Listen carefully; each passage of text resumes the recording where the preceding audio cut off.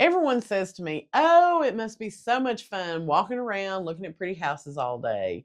And I love my job, don't get me wrong, but I have walked through my fair share of rough houses, not the pretty HGTV houses that you see on TV.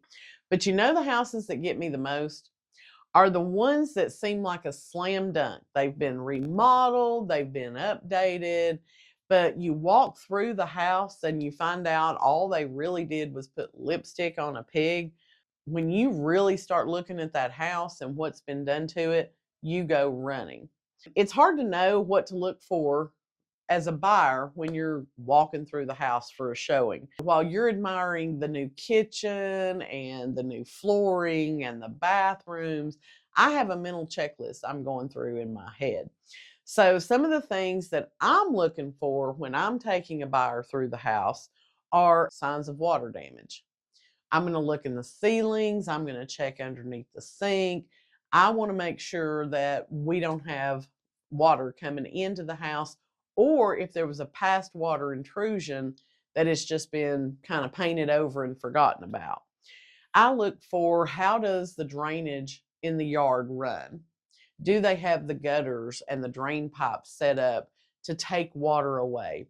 Especially if a house has a basement that is primarily underground, you want to make sure that water is draining away from the house, because otherwise, if it's pooling right there at those corners, you're going to end up with water coming into your basement.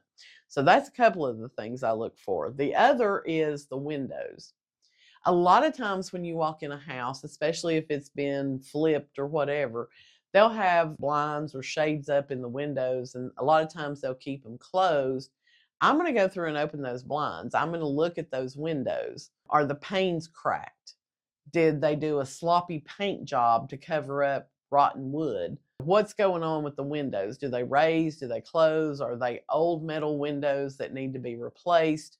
Let's make sure we're checking those things out. I also look for signs of poor electrical work. I'm going to check that breaker box. I'm going to look to see, do they have two things tapped into the same breaker? Do they have things labeled? Do they have electrical outlets that don't have the plates on them? Just looking for little things when it comes to that electrical side of the house to make sure that it's been done right. And then I also look for signs that they are hiding a quick fix. Do they have Glade plug-ins plugged into every room? If so, what smell are they trying to cover up? Do you have a place on the wall that's like a different shade of paint, where maybe something's happened to that wall, and rather than repaint the entire wall, they're just trying to cover up that one spot and they didn't really match the paint too good? Those are things that I'm looking for.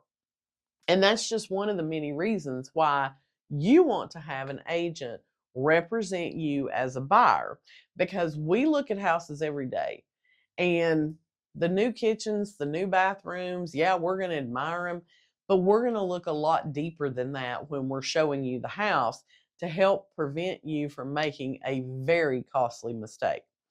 I have a buyer's guide that's going to walk you through what working with me as your agent looks like, as well as what the entire buying process looks like.